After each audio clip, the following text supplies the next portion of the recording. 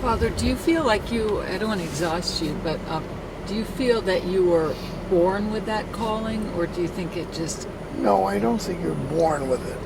But the providence of God, long before you're born, what God wants you to do. And so we don't think of the priesthood or the religious life, brothers, sisters.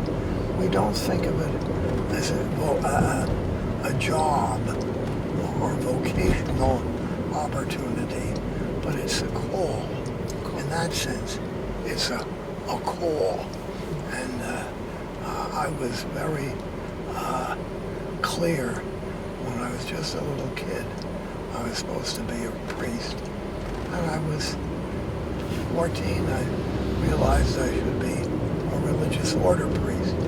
And in school, we had a beautiful poem about a monk, the legend beautiful, by Longfellow. And this monk was working, and he was getting ready to go take care of the poor, and Christ appeared to him, and he didn't know what to do. Should I go, or should I stay?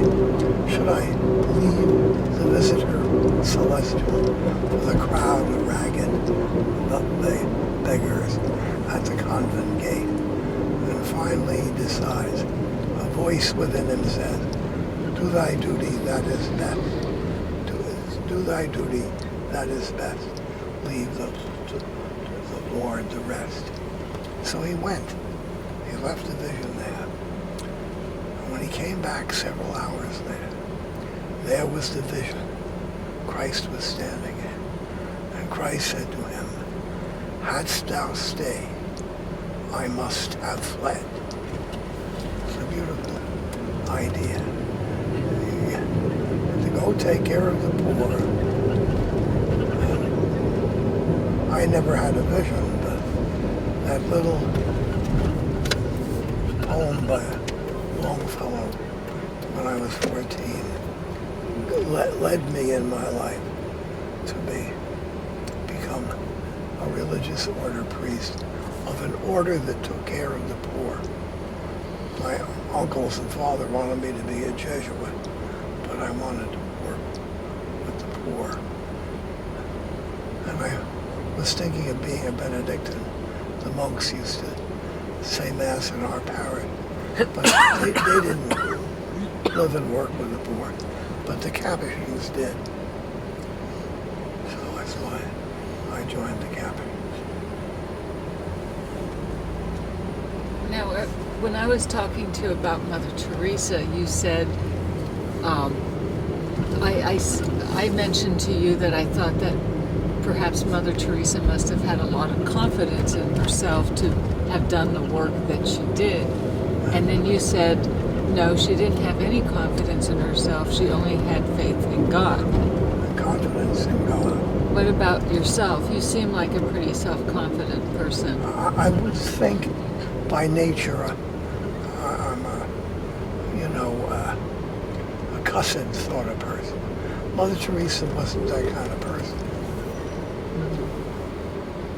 Mother Teresa is a mystery in her personality. She was a very quiet sister there in the She was what? Very quiet sister superior and the sisters of Loretto. And nobody ever in a million years in the sisters of Loretto that she was going to do anything like this. And I'm sure she had some experience. And she went and talked to the Archbishop of Calcutta, and he made it for a year. He told her to wait. And finally, she went back, and he said yes. And she was, a few of the Loretto sisters went with her. And They were the original missionaries of charity. And I knew some of them, Sister Nirmala, Sister Andrea. Sister Andrea was a German sister. Tough. Tough.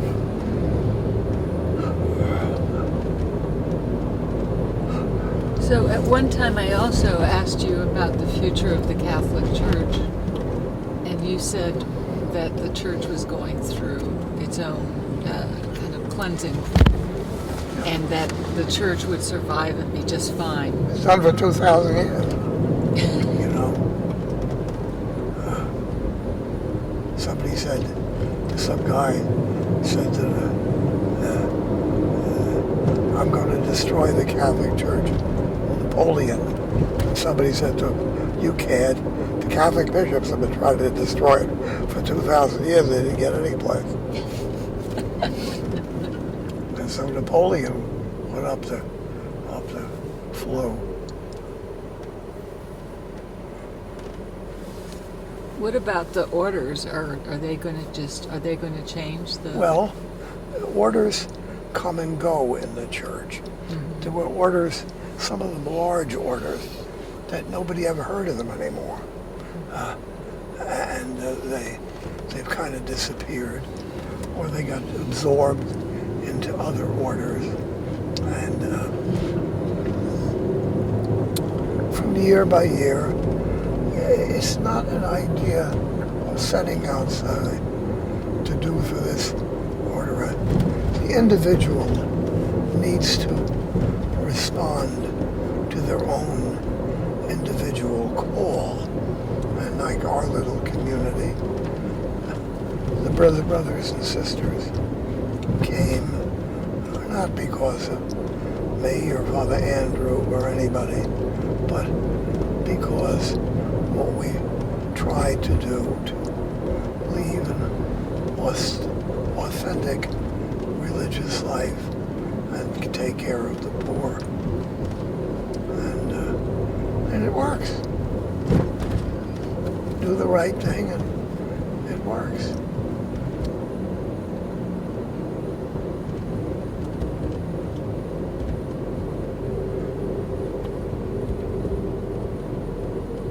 What would you want to be remembered most for? Nothing. Nothing? Don't forget about it. Well, that makes perfect sense. I'm not how to be remembered.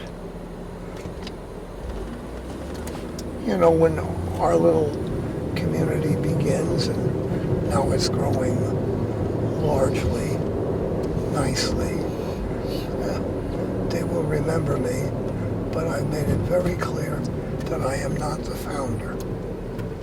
Who's the founder? Jesus. There is no founder.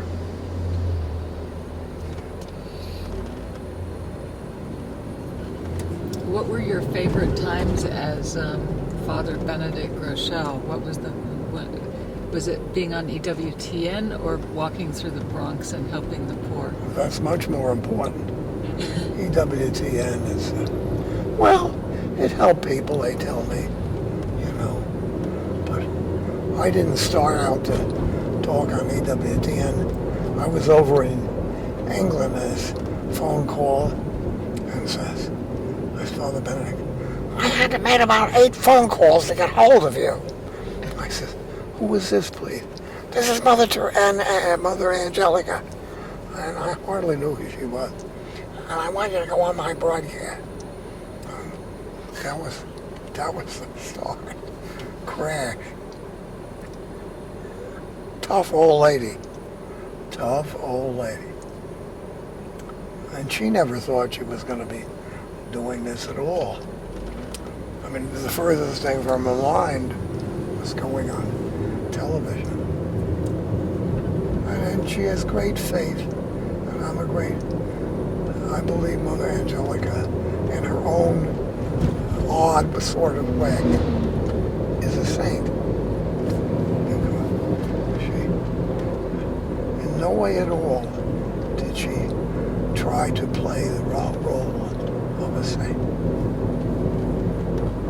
So, how would you define a saint? A saint is somebody who does what God wants them to do. That's what they do. And they don't have to be Catholics. A saint is someone who does the will of God. So, there's not quietly non-Christian saints. People set out to do God's will. There were popes that didn't, and simple souls that did. And I've met people that were Buddhists and Hindus, Muslims, that obviously, when you talk to them, they wanted to do God's will. But you don't ever find them as bitter people. That's not a sign of a person close to God. Bitter people. I guess we must be in Bayonne already. Aren't we in? Where are we headed? Bayonne. Where are we going, Marjol? We're going to Bayonne. We're in Bayonne. Oh, well, She where fell did Mommy asleep. live? What street? We went too far. Oh, Okay. Okay, go down. And, Look around here. yeah, the one down. You fell asleep, Marshall. yeah, only for 2 I minutes. know. Though. I was I hoping. No. was straining. Oh, I can look back right here. I was straining. It was to, one way over there. Hear him, and I was closing my eyes I wasn't like that, paying but attention. then I fell asleep. Oh, that's right. What, do you know what street number? It's 45th Street. Oh, okay. That's fine.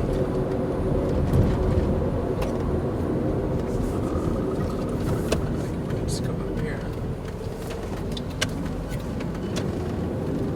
So, why do people become bitter?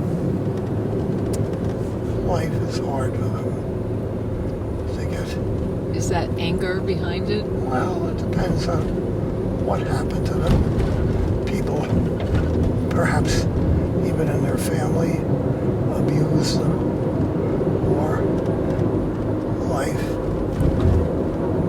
Here, this is something interesting. Heart of Polish Jesus? National Catholic Church. Polish National Catholic Church. Yeah, that's not a Catholic church. It said it. No, Polish they left the National. Catholic Church. Oh, okay. No, this is Polish. Oh, that's interesting. Polish National Church. They left because of papal infallibility.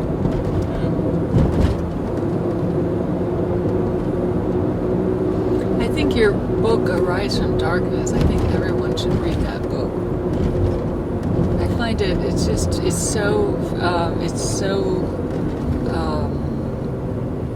it just speaks to the soul. I mean, because everybody goes through that, the fear of not having money, the fear of insecurity and what that means, and the what ifs. As I was reading the book Father gave me on Saint Teresa of Avila, I was amazed that when she was a young girl, Peter, Yeah, she was almost like me. She wanted things that were in the world. You know, she wanted nice clothes, and she wanted to be able to go places and have friends and go to parties and all that stuff. I never would have dreamed she was like that. But I haven't gotten beyond that point yet, so I have to keep reading. But isn't it more like it's fine to have those things as long as you don't become too attached or owned by those things? I mean, not everybody's called to be Right. poor, Right. right? Yeah, absolutely. It's more the attachment you have to those things. Yeah. Yes. And that's what she fought for a long time. She said it was like, you know, being two people. But, Did that ever leave her? That sense that I of- don't know yet. It's more to come. complicated lady. Was she? Oh, yeah. Really? Complicated Oh. lady. You had mentioned in our last conversation that you would like to see Mother Teresa become a doctorate of the Church. Now, Teresa of Avila became a doctorate of the Church. Wasn't she the first one?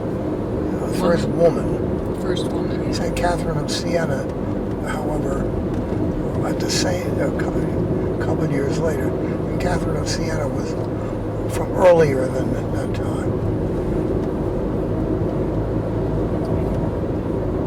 Okay, here's 40th Street. Yeah, I learned a lot from talking to 43rd, these priests 24th Street, that have been 44th. interviewed since 2003. Okay. I learned more about the Catholic This is Church in 42nd conversations Street. with priests. I think see? 45th might be one way. So maybe I'll turn on 40. Drop their I'll go guard. down here, and then I'll come back. No, but I can't learned, go you know, there. just by these kind of conversations, so much about. So I'll go down and I don't 44th, forget then we'll these come back up. things. Yes. Not yet, anyway.